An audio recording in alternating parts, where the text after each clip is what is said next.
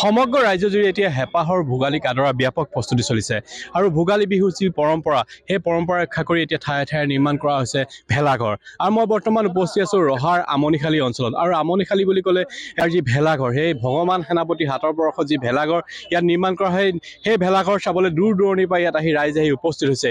এইবাৰো তাৰ ব্যতিক্ৰম নহয়, বিভিন্ন আচলতে সজাগতামূলক বাৰ্তা লৈ তেওঁ ইয়াত ভেলাঘৰ নিৰ্মাণ কৰিছে। মই মোৰ সতীৰ্থক ইয়াৰ পৰিৱেশ দেখুৱাবলৈ আহ্বান জনালোঁ। এইবাৰ তেওঁ আচলতে বিলুপ্ত পাই পানী জৈৱ বৈচিত্ৰ্যৰ ওপৰত তেওঁ এবাৰ সজাগতা বাৰ্তা দি এবাৰ তেওঁ ভেলাঘৰ নিৰ্মাণ কৰিছে। মোৰ সতীৰ্থই দেখুৱাইছে আচলতে বিলুপ্ত পাই কিছু পানী শগুনকে ধৰি বৰটোকোলাকে ধৰি যিসমূহ বৰ্তমান বিলুপ্তি হ'ব ধৰিছে, তেনে কিছুমান জীৱ ইয়াত তেওঁ আচলতে নিৰ্মাণ কৰিছে। এই যি ভেলাঘৰ, সেই ভেলাঘৰ আৰু সেই ভেলাঘৰত বৰ্তমান কাম চলি আছে। আমি জানিব পৰা মতে প্ৰায় 80% কাম সম্পূৰ্ণ হৈছে। আৰু এটা কথা ক'ব লাগিব যে ইতিমধ্যে এই যি ভেলাঘৰ 2014 চনৰ পৰা ভগৱান সেনাপতি নিৰ্মাণ কৰি আহিছে ধাৰাবাহিকভাৱে।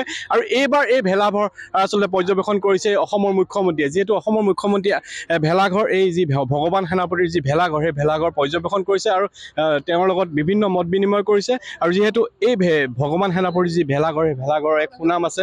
আমি পোনে পোনে ভগৱান সেনাপতিৰ কাষলৈ যাব বিচাৰিম, যিহেতু তেওঁ ব্যস্ত হৈ আছে। তাৰ মাজত আমি কথা পাতিম। এইবাৰ আপুনি কি আচলতে সজাগতা লৈ ভেলাঘৰ নিৰ্মাণ কৰিছে? এই বছৰ বিশেষকৈ মানে অসমৰ যিবিলাক বিলুপ্ত প্ৰাণী, বিশেষ বিলুপ্ত প্ৰাণী, অসমতো বন্যপ্ৰাণী বহুত আছে, বিশেষকৈ বিলুপ্ত প্ৰাণীৰ ওপৰতহে লোৱা হৈছে কেৱল।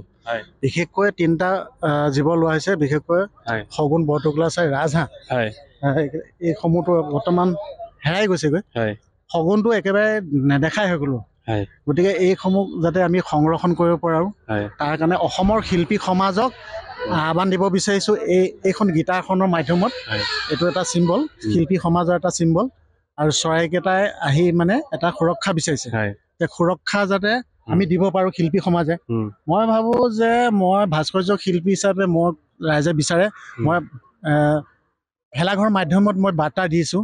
গতিকে অসমত আৰু বহুত ডাঙৰ ডাঙৰ মানে কি কয় শিল্পী আছে, তেখেতলোকে এটা চিন্তা কৰক। তেখেতলোকৰ কিছুমান মাধ্যম আছে, কোনোবা ভাল গায়ক, কোনোবা ধৰি লওক ভাস্কৰ্য শিল্পী, ভাল তেনেকুৱা পেইণ্টিং আঁকে কোনোবা। তেখেতলোকে কেৱল নিজক ব্যস্ত হৈ থাকে। মই ভাবোঁ তেখেতলোকে নিজক ব্যস্তৰ মাজতে যে সমাজত প্ৰতি বছৰ এবাৰ হ'লেও তেখেতলোকে যাতে সজাগতাৰ কাৰণে বন্যপ্ৰাণীয়ে হওক বা বিশেষকৈ হাতী মানুহৰ এইবিলাক সংঘাত হৈ থাকে, সেইবিলাকৰ ক্ষেত্ৰত ক'ৰবাত যদি ক্ৰুটি আছে, চৰকাৰখনক তেখেতলোকেও সহায় কৰক। আৰু শেহতীয়াকৈ ইতিমধ্যে আপোনাৰ এই ভেলাঘৰ চাবলৈ মুখ্যমন্ত্ৰী আহি উপস্থিত হৈছে, কি ক'ব আচলতে? হয়, সেইটো এটা মোৰ এটা গৌৰৱৰ বিষয়। কাৰণ মই আজি ইমান বছৰে মই ধৰি লওক ভেলাঘৰ বনাই আহিলোঁ। মুখ্যমন্ত্ৰী মহোদয় মই সদায় আশা কৰি আছিলোঁ প্ৰতি বছৰে। তেখেতলোকে আজি প্ৰকাশ কৰিছে যে যোৱা বছৰে তেখেতে ভাবিছিল সোমাই পেলাই লগ কৰি যোৱা কথা। গতিকে আজি তেখেতে আজি ৰাতি মোলৈ খবৰ আহিলে বিভাগীয় কৰ্তৃপক্ষৰ দ্বাৰা। গতিকে তেখেতে আজি মোক লগ কৰিম বুলি ক'লে। আৰু মত বিনিময় কৰিলে আপোনাৰ সৈতে? মত বিনিময় বিশেষকৈ তেখেতে যে মোৰ নাম সুধিলে আৰু বিশেষকৈ এটা ধন্যবাদ দিছে যে আপুনি এইখিনি কৰি যোৱাৰ কাৰণে আপুনি আগুৱাই যাওক। বিশেষকৈ এইটো এটা অসমৰ ৰাইজক যাতে সজাগ কৰিব পৰা যায়, তেখেতে এটা বাৰ্তা প্ৰেৰণ কৰিছে।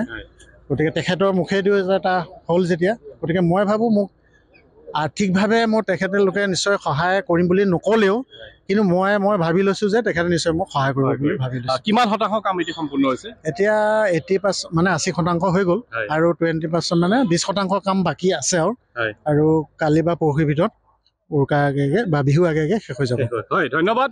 এয়া আচলতে ভগৱান সেনাপতি। ইতিমধ্যে তেওঁ কৈছে যে মুখ্যমন্ত্ৰী তেওঁৰ ভেলাঘৰ চাবলৈ উপস্থিত হৈছে। মুখ্যমন্ত্ৰীয়ে তেওঁক যথেষ্ট উৎসাহিত কৰিছে আৰু তেওঁ ভাবিছিল যে তেওঁ কিছু আৰ্থিকভাৱে দুৰ্বল হৈ পৰিছিল, ভেলাঘৰ তেওঁ নিৰ্মাণ কৰিব পাৰিব নোৱাৰে। কিন্তু তেওঁ যিহেতু মুখ্যমন্ত্ৰী আৰু উপস্থিত পিছতে তেওঁ অধিক উৎসাহিত হৈ পৰা পৰিলক্ষিত হৈছে। আৰু তেওঁ কৈছে যে তেওঁ এই যি ভেলাঘৰ, সজাগতামূলক বাৰ্তা লৈ যি ভেলাঘৰ নিৰ্মাণ কৰে, সেই ভেলাঘৰ তেওঁ ধাৰাবাহিকভাৱে নিৰ্মাণ কৰি আহিব। আৰু মই দেখুৱাইছোঁ ইয়াৰ সামগ্ৰিক পৰিৱেশ, যিহেতু এখন গীটাৰৰ ওপৰত আচলতে কেইটামান আচলতে বিলুপ্তপ্ৰায় পানী, সেই বিলুপ্তপ্ৰায় পানী ইয়াতে সুন্দৰকৈ আচলতে তেওঁলোকে বনাই আছে। নিৰ্মাণ বৰ্তমানো চলি আছে।